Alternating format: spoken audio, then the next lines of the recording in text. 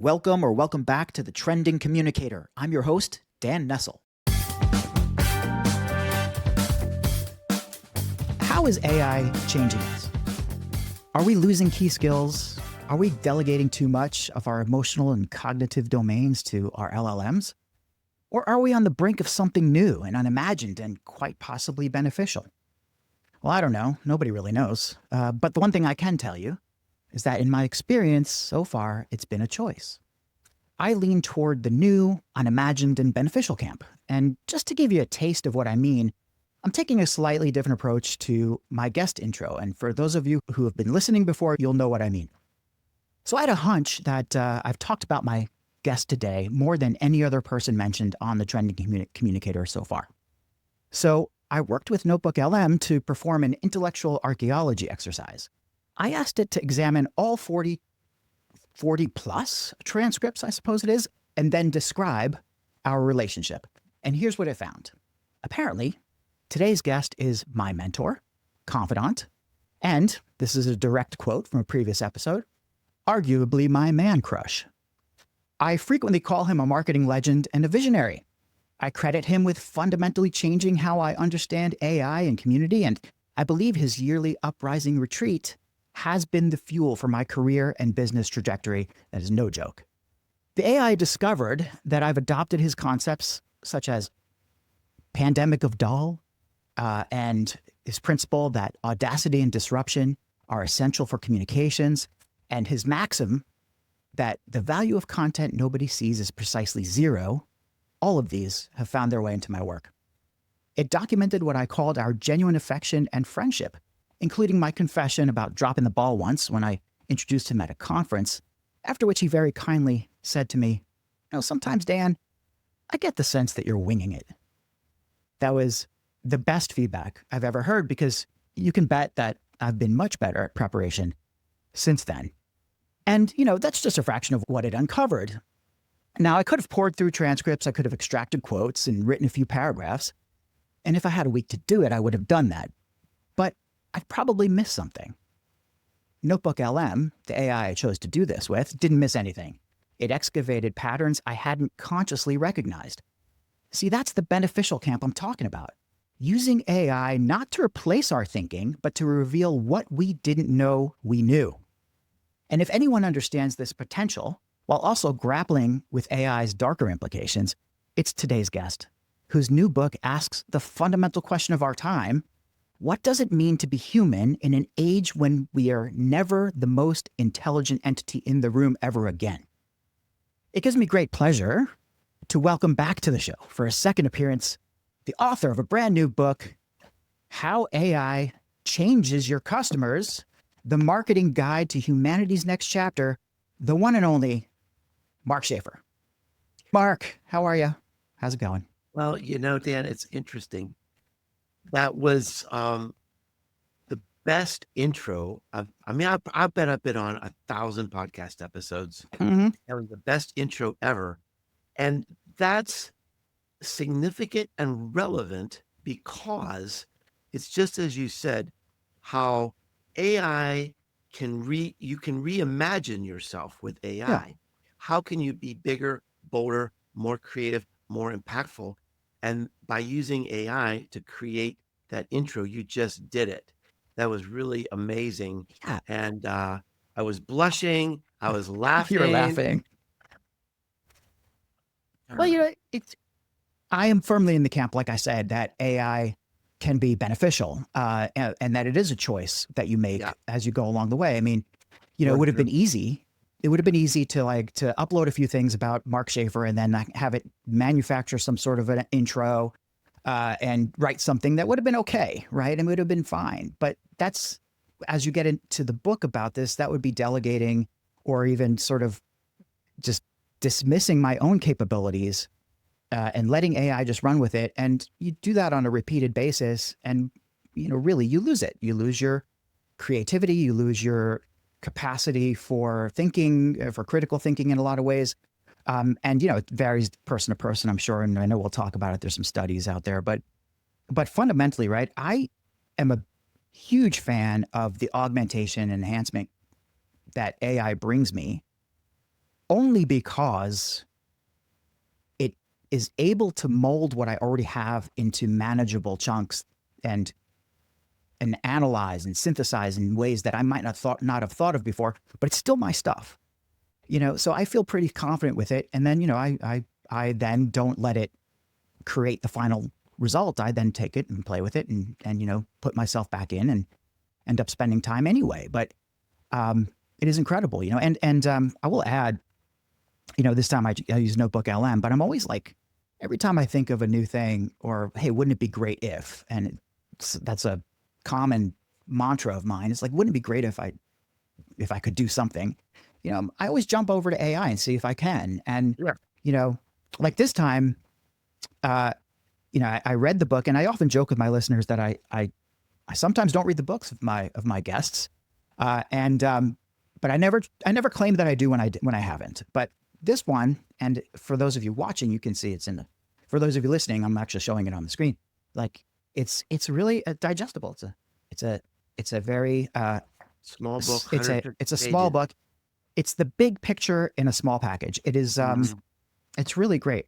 So like I want to didn't jump want in here and yeah, say, sure, hit me. you were describing me as a friend and mentor and teacher, but you're the same to me, right? Because you are really a role model in terms of thoughtfully, intentionally finding new ways to apply these AI tools. I mean, like Yeah.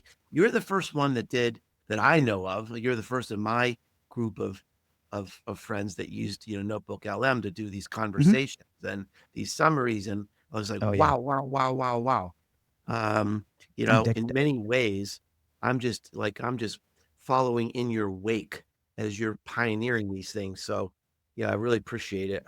It's I have the guidance and the direction and the vision to follow, and sometimes I just keep thinking, how can I be different and do something more audaciously? And you challenge me to do that, and I'm still struggling sometimes with, okay, this is giving me good stuff, but how do I make it really really crazy? And I think we'll get to that. Yeah. But I just try different things. This time while I was reading your book, I was dictating my thoughts and pulled out some quotes into my Plod reader and my Plod listening device. I don't know if anybody has a Plod, and I'm not being paid by them, but Mm.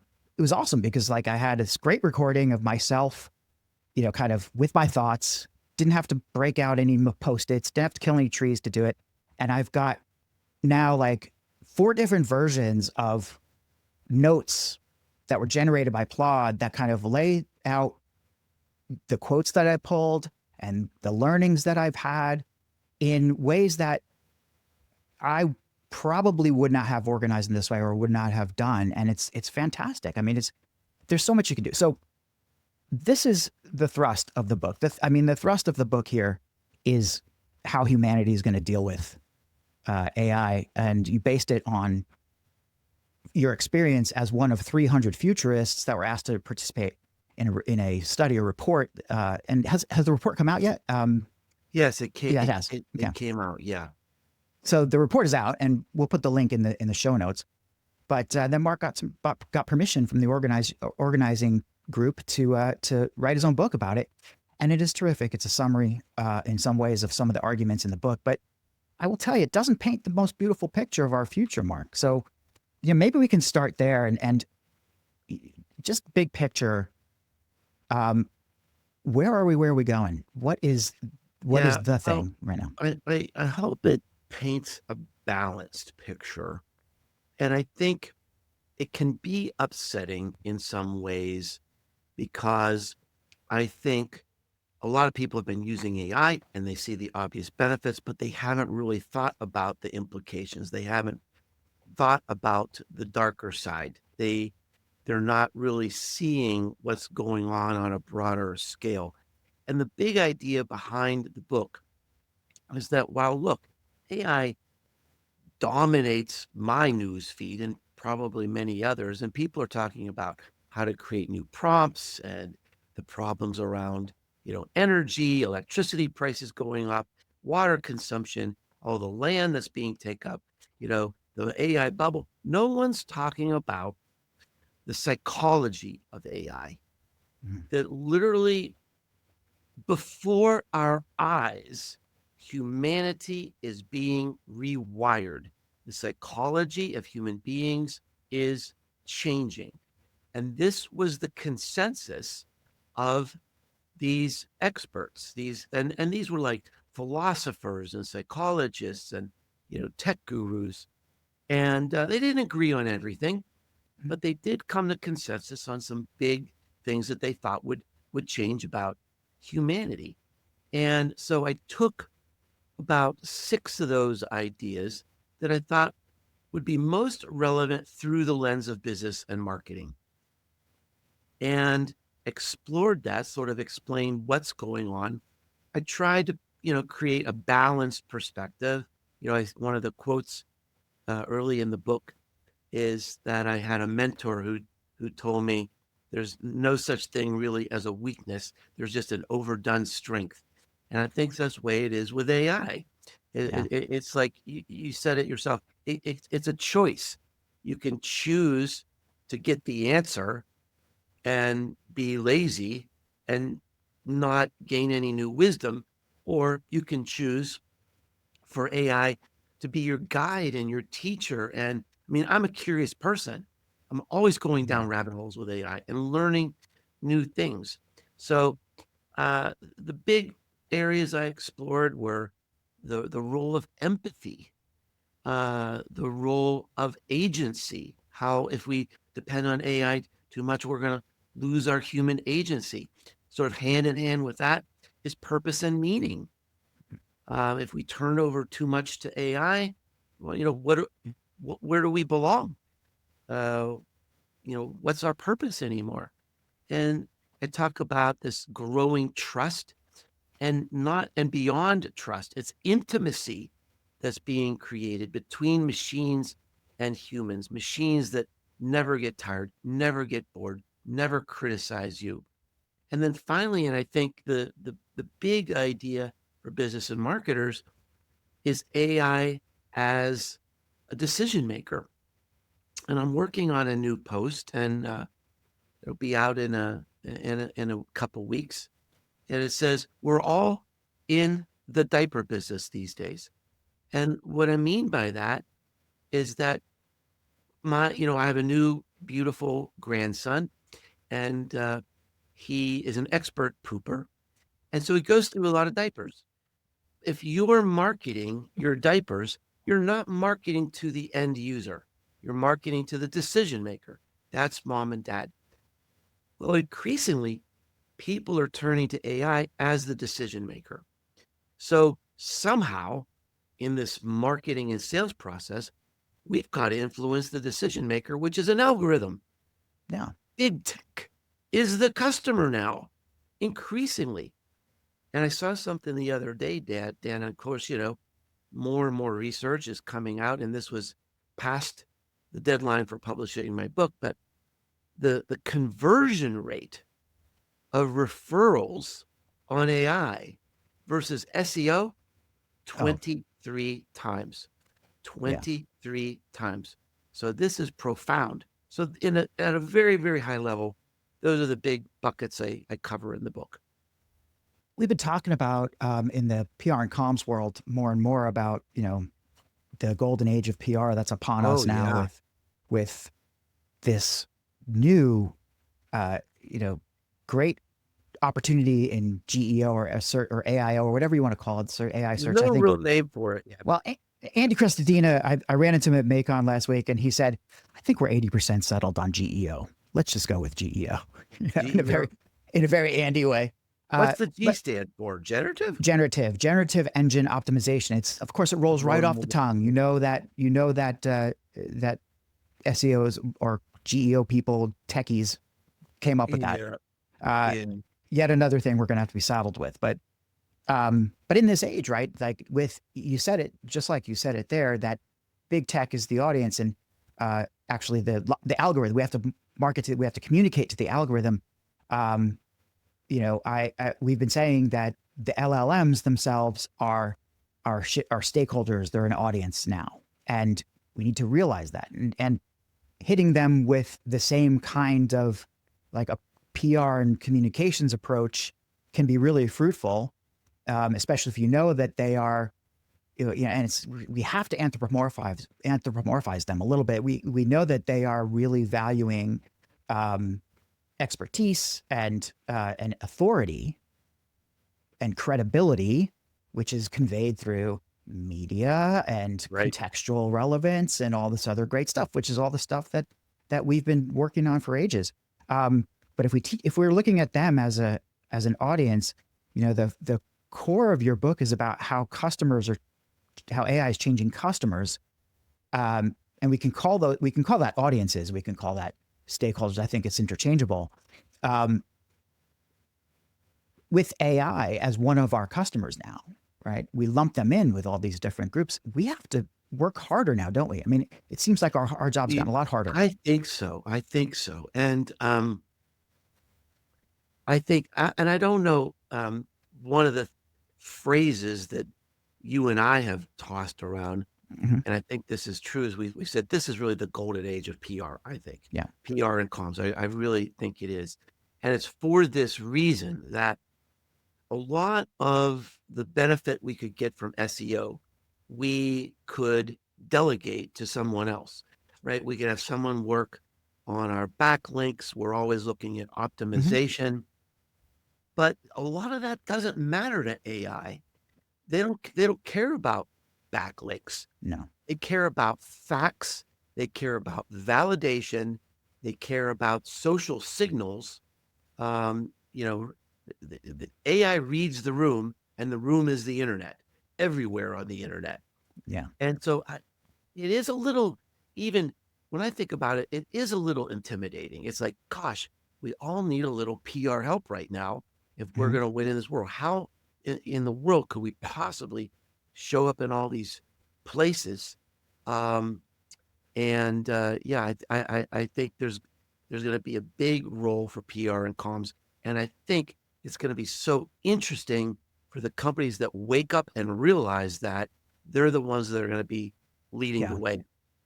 We're seeing a lot of requests for like media relations people. And I have mixed feelings about it. My feelings about media relations, this whole Yeah, turning, like investing so much money in trying to get some random hit in the New York Times. But it's much, much broader than that, because when we think about people appearing in, like you as an expert, as a well-known person, you don't have to worry about this as much as others. But let's say you're an authority and you get quoted in something. Okay, that's great, wonderful. But AI is not going to look at the quote. They're going to look at the context. They're going to look at everything around it. Are you part of the story? Are you an integral part of the story? Is what you're saying semantically related to the core of the headline and to the other things that are going on? Like there's so much going on there that it's not as simple as, oh, I got coverage, you know. Um, so I think that's going to kind of shake out a little bit, but it's still going to land on the side of, credibility and authority are going to be more and more important for the long game. Um, but like where I was thinking about this as I was reading the book, uh, was really, there was a section you talked about, like attention spans. That attention spans, you said they're getting more selective rather than shorter, yeah. and this Well, affects. that's Yeah, a myth on the web that just drives me nuts. yeah, That whole goldfish thing is just, yeah. it was never true. It was never true. It was misinterpreted.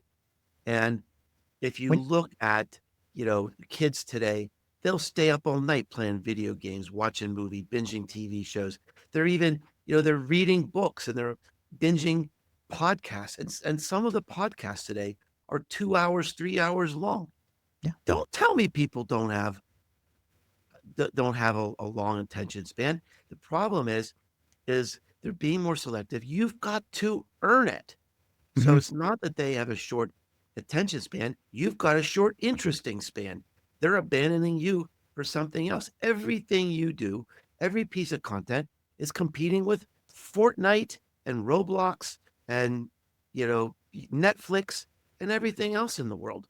And so you've got to raise your game. Uh, this is something I talk about in the Audacious book is, look, competent doesn't cut it anymore. Yeah. We've been living in a world for decades and decades where competent was okay. You could get by. But today AI is competent. So if you're only competent, A, you're vulnerable, B, you're ignorable. And so you've got to raise your game. You just have to Yeah. to rise above the level of noise. And that's an important point there. Everything's an important point, but that in particular, where you have to like rising above the level of noise. Yes, we have to be compelling. We have to be unique. We have to have these incredible points of view. We have to do this, that, and the other thing. And in your previous book, Audacious, you essentially gave a roadmap about how to do that, how to disrupt. But let's just say we are talking about, the person out there who's just trying to become known, or trying to be a good thought leader, trying to understand more about their own audience, but really establish themselves or maintain themselves, as it were. And now with AI available, they have this incredible capacity to do that. In the book, you talk about, at some point, you're talking about increasing the volume of your content. And that kind of, I felt that was a little counter to some of the things that we've been learning, which is, it's not about volume, it's about quality. But now it's about both volume and quality, I feel like, right? I think Well, I think it's a struggle. Yeah. it is a struggle. It is a struggle. And so the way I've settled it out is, look, I'm never going to compromise. I write for my readers. When I write or do anything, a podcast, there's only one thing in my mind. I will never let you down. I will never publish something that is going to not make you think it's not going to be worth your time. So I don't care Mhm. what AI wants or AI needs. I'm going to write for you. I'm not going to let you down. I'm not going to stuff with keywords or anything else. Now, having said that, AI doesn't give a crap about quality. It Right. doesn't get bored. It doesn't get impatient. It's not looking for, it's not a creative writing contest. It just wants the data. It just wants as much data as you can give it. And that is just completely counter to anything I do or anything I believe in Mm. terms of creating content for my audience.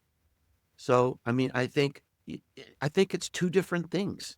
Yeah. And one example of how I address this is, for example, I put a new FAQ on my site, right? It's very long, it's very in depth. It's very, very specific. It's trying to give AI the data that it needs. Now, if someone in my audience, it's on my like about section and on my website, someone else finds it, I'm not embarrassed by it. It's Mhm. interesting and useful, but it's specifically content more for AI. It's not Yeah. entertaining. It's not human, really human. Um, it's more, okay, AI, this is what you want. You want me to be very detailed and specific about Mhm. what I do? Here you go. So, I mean, it really is two different things in Well, my I mean, mind. if AI is an audience, you're doing the right thing. You're writing for that audience, right? It's Yeah. it's fine. Where I was, I think what I was, maybe the way I interpreted it as I read it was that, um, yes, volume. You need to turn up the volume, uh, for sure, because now is the time. AI is constantly refreshing its training data, and the more information you have in the training, in the AI's training, the better off you're going to be. Like you just mentioned that you don't compromise. You've been not compromising for 15 years, 20 years, Yeah. like, 15, right? 15, 16 years. Yeah. 15-ish years. I mean, thousands of blog posts, Yeah. right? There's almost no way for a newcomer, right, to break into your space in the same way that you have from an AI standpoint, because you have that much credibility, you have that much authority, that much presence in the market, that much volume, and you're thematically consistent. There's, you've been following a lot of the rules that actually AI wants Yes. unknowingly for the longest time. Right. So that gives you uh, something of a cumulative advantage, in fact, but it gives you a great advantage at this point. So people who are newer to the game might be tempted to just start pumping out content, like just throwing it out there, boom, boom, Yeah. boom. And recency is important. And, you know, I am very concerned about content quality, not from an Let AI me let me standpoint. Yeah. yeah, let me challenge you a Yeah. little bit there. Sure.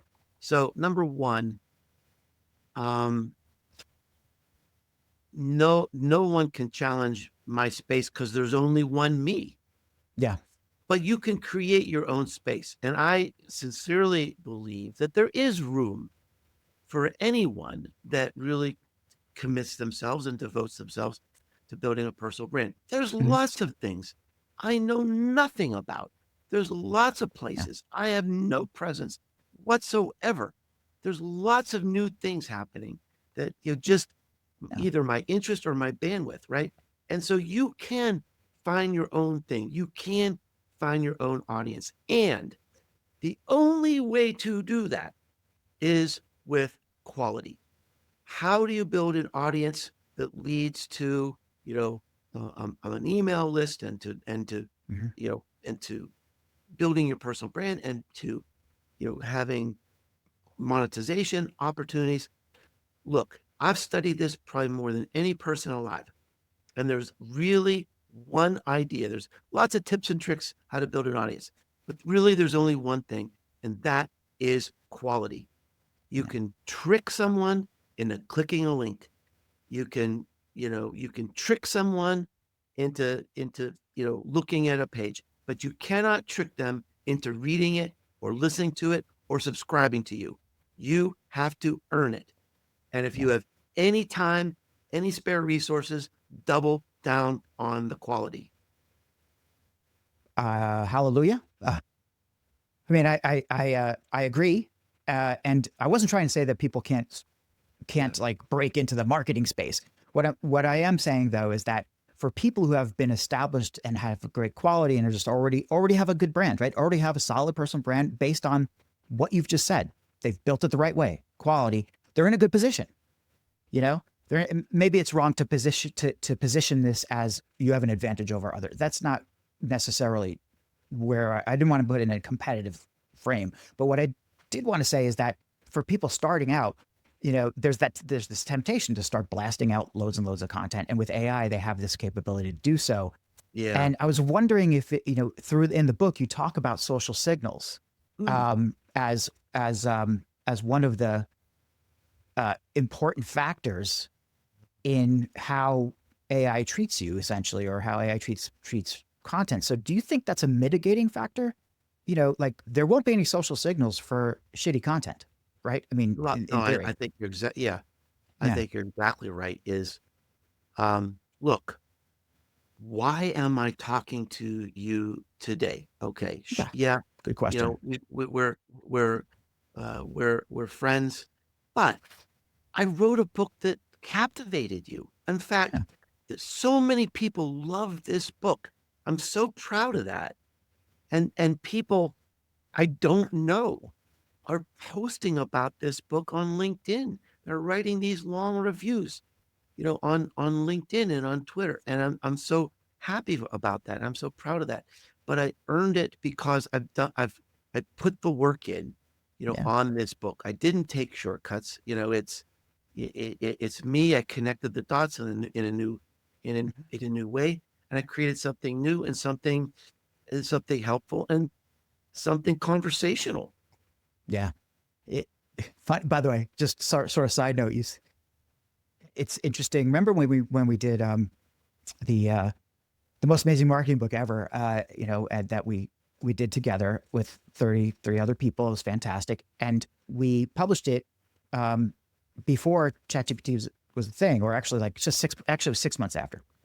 We published it after 6 months after ChatGPT Yeah. came out, Yeah. and people were accusing us of doing the whole thing with AI because Right. we followed a pattern. We followed a very strict template, etc.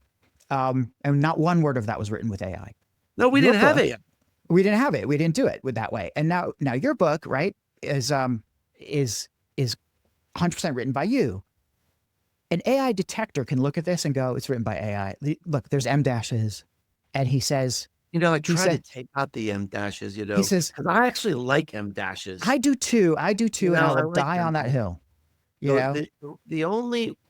I think the only way I used AI in this book is like if I was trying to think of like countermeasures, Mm-hmm. and I would like think through, and I would like maybe take a chunk of the book, put it into AI and say, what's missing? Did I Yeah. miss anything? So there were probably a couple places I used it. But Yeah. most, It's yours. it's basically, yeah. But the point is that I was just laughing because I saw delve twice and people are going, delve. Uh-oh. Bing, bing, bing, it's AI, right? And I'm like, I used to use that word a lot. I used to use delve. I used to use Oh, M Delve? dashes. Yeah, yeah. Oh, really? And Okay, yeah. but it doesn't matter. Like, the point is that's how we've been writing for 20, 30, 40, 50 years, whatever, forever. That's why AI uses that word, is because we've used it a lot. So Well, it's like, you made me think of something else that, mhm, yeah, it's an interesting thing. So I have my whole career, I've had human editors work on the book. Well, guess what? I yeah. wrote this book during the summer. I wrote it really fast, and I had to get it out fast because I Hmm. had a big vacation planned in Europe in the fall. So I had to get this thing out. And my human editor wasn't available. So I did have like kind of a combination of ChatGPT and Claude say, look at this and make sure all my grammar is fine. And I hadn't thought about this before, but I wonder if it did add some AI speak into it Hmm. when it was doing the editing. And See, it wasn't great. I would say it did like an 80% good job. yeah. Uh, Well, um, you know, it caught some yeah. things, some grammar things. I use Grammarly. That helps a Hmm. lot. But the thing that the human editor really does great is it looks at the whole narrative and Yeah. says, "Oh gosh, this you said something in chapter 5. You disagree with that in chapter 2, Hmm. or this chapter here. You need to put that earlier in the book." So I missed that, but I never thought about this. I wonder Yeah. if using an AI editor made it a little more AI speaky. Yeah, It would it interesting wouldn't idea. it wouldn't surprise me. Mm. And you know, it was kind of sort of a side note. It just occurred to me. But now that I think about it, it does fit into something that really stood out to me from the book. And this is your idea about strategic awkwardness. Yeah, And I never heard that before until I I just started until made it up. well, Ben, that's great. I'm gonna use it maybe, but I think it's one of the best concepts in the book, honestly. From like, it hit me Mhm. because like my whole public persona, and I wouldn't say public, but like, I am who I am. Like, Yeah, what you see on the podcast yeah, is me. that's The the the beauty. ahs, the occasional fuck ups, and the backtracking. That's me. Yeah, I refuse to edit right. myself unless I flub the introduction, in which case I will re-record parts of that. That's the only part Mhm. because that's scripted. Mhm. But with the strategic awkwardness, I mean, are we saying that being messy now is becoming a superpower? Like, is it a thing? Like, when we admit, like, oh, I didn't think about that, or those are Yeah, those are that's some interesting. Yeah, flubs. Yeah. I just had some strategic awkwardness, I think, didn't I? Like, look, Admitting my listeners flubs. listeners Well, out there, there's the yeah, I think like a yeah, super cool idea to yeah. connect the dots in the Audacious book was Michael Krivicka, who's like the most viral YouTube guy. And he said, you know, I've got these competitors who try to copy me, Mhm. but they never can. You know why? Because they're so polished, because they edit everything. Oh, He yeah. said, you know what? If there's like a speck of dust on the camera, that's cool. If something's a little out of focus, that's cool. If the sound isn't exactly right, that helps you feel like you're there, right? It's like a signature human move, which as we go into this AI dominant world, that's going to be a luxury Yeah. to hear mistakes, to hear flubs, to hear. I think this word vulnerability is a big Yeah. word for me. It just, I got that quote from Philip Kotler in the book. I have had it in two different books Hmm. that he said what this world is lacking is a real human voice, friendly, accessible, vulnerable. And think about the power of that. To really be human, you've got to be have a sense of vulnerability, but we don't get that from brand voices. Very, Yeah. very rarely. And Oh, think of it's the opportunity to stand out, to be audacious just by flubbing up once in a while, just by admitting you made a mistake every once in a while. there's so many countervailing forces to that, right? Like your CEOs and your or CXOs out there who have to make decisions, they've spent their whole career eliminating awkwardness, right? They've been Mm, beholden to comms teams who are like picking every every and ah out of their videos, and they've been mm, legal teams who are turning everything into nonsensical, totally meaningless mush and drivel and dull, the pandemic of dull stuff. And, now we're asking them or we're saying, look, it's going to be a strategic advantage moving forward to be strategically awkward, and to have vulnerability to your audiences. They've spent their whole careers escaping that. So how do we give them permission to do it? Like, who's going to get it? I don't know. You got my wheels turning because I'm certainly, I have a foot in that world like you do, Yeah. and it's so clinical. It's so antiseptic, and that's the culture of that world. I think we see some companies, especially small companies and startups, where the founders realize that I've just like I've got to be me. Mhm. I'm here and front and center, and it's me, and it's all me, and I'm going to flub up once in a while, and that's I think healthy. But if you've got a legal team, Yeah. if you're big enough to have a legal team, that's where things fall apart, I think. A legal team has its role to play, Oh, absolutely. of course. But like, 100%. but if you're out there, if you're doing a hey, here's what's going on in the shop today video, or let's take a walk on the on the Yeah. across the office, and let's get a little insight into what it's like to be a person here. Legal doesn't have any. You're not like revealing any secrets or doing anything that's off or wrong. Legal has no business like trying to make that more anodyne. Like, so where the There's like, there really is, so I think one mhm, question is like how will some companies do this? And I think they won't. They yeah, can't. I work with a lot of big brands, and I was in a meeting where one company, it was literally a brand manager, said, I get this idea about word of mouth marketing. I get this idea about community and, turning the script over to the customers and them spreading the word. But when they spread the word, how do you control that? And I'm thinking, oh my God. I mean, you're just so far away from reality by even yeah. asking that question. You can't control it, but Imagine. you've got to do good work and hopefully do something so good Mhm. and so worthy and so memorable that people are excited to talk about you in a positive way. I mean, if they were worried about it then, imagine how they're feeling now with AI. I mean, if AI comes up with some answer about you or some hallucination about you, you can't just like write to Google and say, "Hey, take this down." That's not the way it works, right? That's a massive issue with either your prompt or the training or something. Like, you can't just say, "Hey, take it down" anymore. So, Yeah. in some ways, AI is a real extension and enhancement in all the bad ways of word of mouth, right? Our friend Sarah Neely is all about that. Just how AI really marketing to AI, communicating with AI is a lot like a word of mouth campaign constantly. Mm. And uh, it's just having the strategic awkwardness. I think is a counter to that a little bit. Um, there's so much stuff in this book, Mark. I don't even know.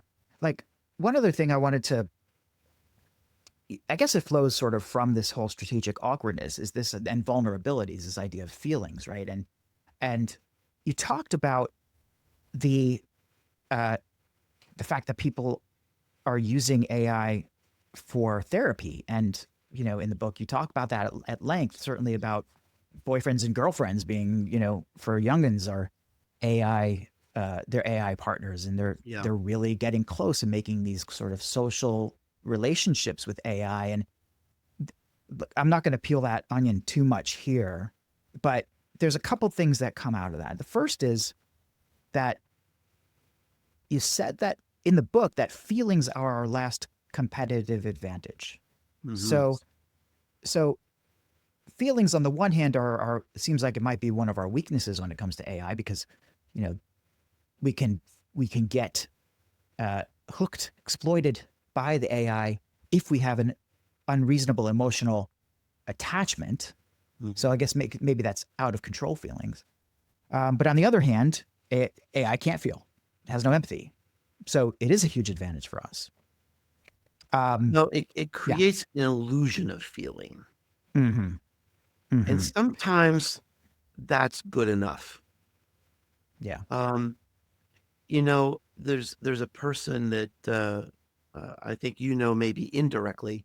I'm not sure if you know her directly, but Dana Moustaff is Indirectly. someone I really admire. She's one of the co-hosts of my podcast, and I got to have dinner with her in San Diego recently, and she relies heavily on AI as a coach, Mm-hmm. even sort of as a therapist. Mm-hmm. But she's smart enough to discern, kind of where the limits are.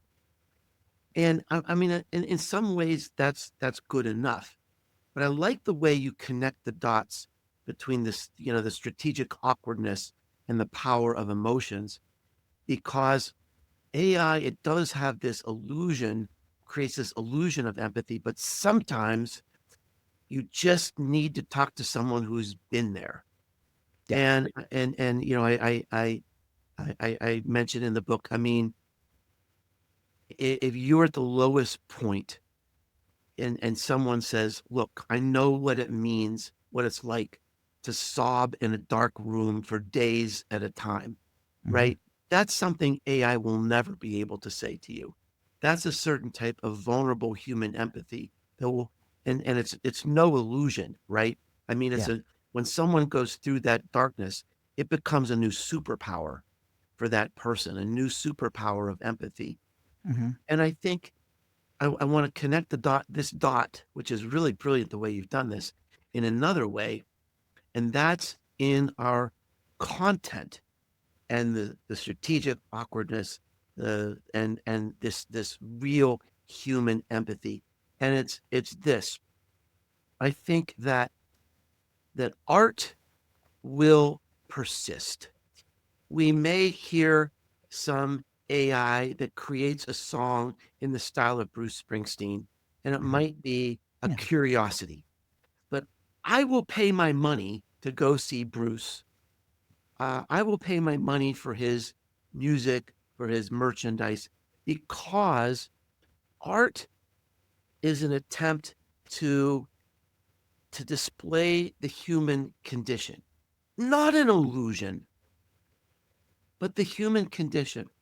And that's why we will love our favorite author. We will love our Mm-hmm. favorite artist. We will love our favorite blogger. We will love our favorite podcaster. We will love our favorite musician because of the strategic awkwardness. Now, let's connect the dots to corporate communications and what you're talking about. Okay. So I think the the content that will transcend this bland mayonnaise of AI content. It's going to approach art. We have to have the courage to show ourselves in that strategic awkwardness. That's what's going to stand out. And that sounds so weird to talk about business and art in the same sentence. But I think that's where we are, because you're going to be ignorable, and you got to rise above the noise. And how are you going to have to do that? You're going to have to do what, what the creators are showing us the way, Yeah. right? They're doing their YouTube channels and they're doing their podcasts, and they're sharing themselves, and they're being honest. And why are they rising? And why are they becoming the competitor disruptor brands themselves? Yeah. Because they have a real human, vulnerable connection to their audience, and they're whipping the traditional brands' butts. All right. There's a lot of lights going on for me. So tying all that together, uh, creating artful content, transcendent content, as you say, and this, you allude to it in the book a little bit about the kind of return of long form, and corporate content, corporate communications, whether or even advertising and marketing, it's tends to be very punchy and short. And there's space, there's definitely space and place for that, and different platforms demand different types of like, what is it, the form dictates the function sometimes. But this idea of being able to put it all out there in 1,500 words, 2,000 words, 2,500 words, taking the time to give somebody that, like, when they open their inbox now, you can see it tells you how long, or any Substack article tells you how long it takes to read it, right? So, oh, this is if I see something that's an 11-minute read now, Yeah. I'm like, okay. But corporate communicators are not conditioned that way, right? That you can't take people's time. So to build the art into your work, and I'm just speaking really about written work right now, but is long form the answer to that, do you think? So when I was I started out as a journalism major, and one of the things that they sort of grind into your head in journalism school is give it what it's worth. So if it needs to be long, make it long. If it's short, make it short. So, I mean, my blog posts tend to be kind of on the longer side, like maybe 1,500 words, maybe approaching 2,000 sometimes. But, I take a scalpel to every single blog post saying, take out every single thing that does not move this story along and give it what it's worth. Now, I'll tell you a little secret about this new book, How AI Changes Your Customers. It's 150 pages. Yeah. Now, I make about 1/3 of my book revenues from international sales. And my international agent said, we're not going to be able to sell this book. It's too short. That the international publishers, they're not going to be able to get their price point to make this a profitable book. You've got to make it longer. And I said, no, give it what it's worth. I'm not putting fluff into the book to puff it up. I'm just not. When the book was done, it was done. I said what I needed to say. I took a scalpel to it, and every sentence in that book moves the story along. And so that's my commitment to the reader, really in this case, at the expense of profit. Well, certainly. And so, I don't know if anybody in the international market will take a risk on it, but I mean, I made that decision that I'm not going to puff it up. So if it needs to be short, make it short. If it needs to be long to tell a good story, give it what it's worth. Because if you respect the reader, they'll give you the time. You've earned the time. Yeah. So, I mean, I don't think it's about having a template. I think No. it's about telling the story well. Again, I'm left with this. Oh shit! All right, I have to write now. I don't have a template anymore. Oh, I should. Sometimes it's comfortable to know I want to aim for a certain length. Sometimes it's comfortable Mm. to know that I'm not overwriting this. This is what people want. Um, I guess, but the only way to really know what people want is how they react to what you do, and uh, what feedback you get, and if you're comfortable, if you're happy with it. Like I tend to write longer because I have a lot to say, Yeah. um, and certainly because like I want to take people through the journey. I need just to find shorter trips. I I think do that's too. I I think do that's the too, whole thing. actually. You know, like Yeah. like this piece is good enough to stand alone. I don't have to Yeah. connect 7 pieces together. Right. I have to figure Yeah. that out. Um, I'm with you on that. yeah, And by the AI, way, when yeah. I write shorter pieces, I do get rewarded for that. People said, "Oh, it was really nice to have something short once in a while." Well, and that makes it more. That gives you more incentive to keep the longer ones going, so you get that occasional pop. Mhm. Um, yeah. I mean, all of this is kind of leans in and or falls under the power of AI for me anyway, personally, and the way that I've been working with it. Because look, all of this, the content that I create, and the bulk of it is the podcast at this point. But I'm doing more with Substack and writing more things here and there. I want to write more often. Um, but the AI augmentation and enhancement makes it so much more possible. So it's like coming full circle back to what we started with, where um, this the thinking about being on team beneficial, like team enhancement, augmentation beneficial versus team darkness. Uh, I, I mean, think there's both of those things are going to happen one way or another. There's so much disruption, and constant conversations about this. Yeah. But like, what is the brightest spot for you? I mean, I think we have to wrap it up in a few minutes. So like, let's sort of aim to Well, I mean, I think end it's up the on this way note. I Yeah. think it's the way I ended the book because I wanted to end the book. I mean, I sort of have hope sprinkled throughout the book, but I definitely wanted to end the book on a hopeful Mhm. tone. And it's look, I'm not going to sugarcoat anything. I'm not going to give people false hope. I mean, there's a lot of things to be concerned about with AI, especially if it gets into the wrong hands. But I think at some point you have to shed the fear and say, okay, it's what's this going to do to jobs? What's this going to do to other existential parts of our society? That's really sort of out of our hands.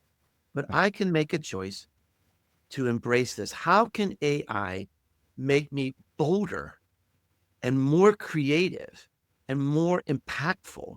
And one of the things I've struggled with is like, I really, at this point in my life, I enjoy being a mentor and lifting Mm. people up.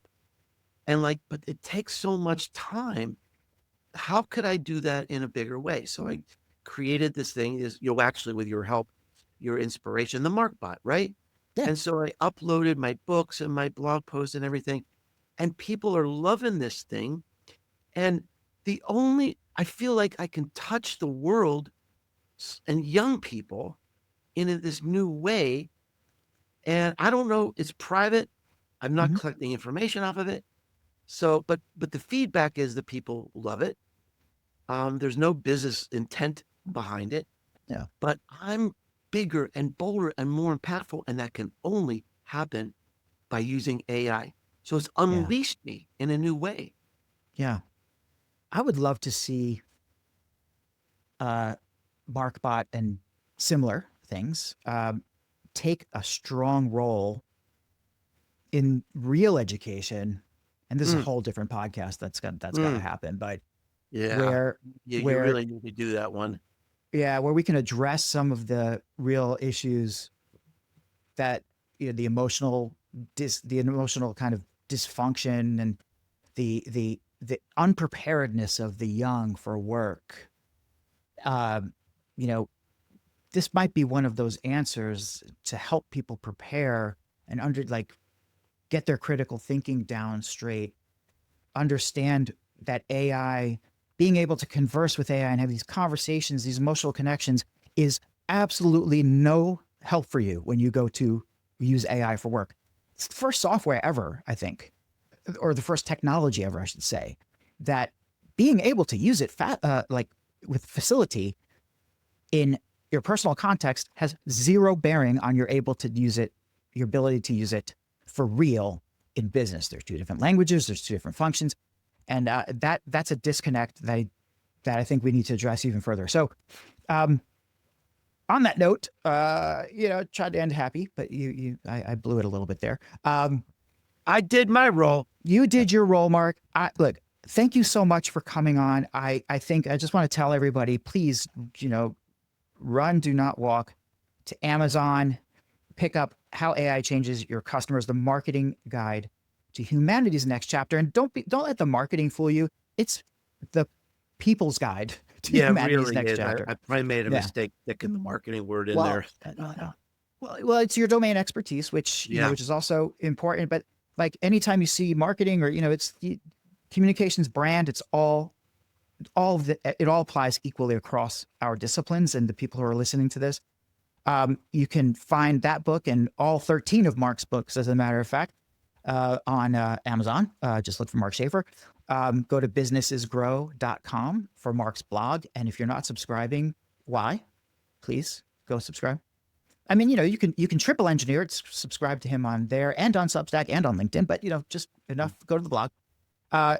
Check out Mark W. Schaefer in the socials, and on LinkedIn, just look for Mark Schaefer. Check out the Rise community. If you have questions about that, just message me, message Mark. It's where we get a lot of our information, and it is a shining example of where AI is not going to be able to make an inroad, because it's people talking to each other. And there's so many more things I want to talk to you about, Mark, but it'll have to wait for another day. Any last final words there, my friend?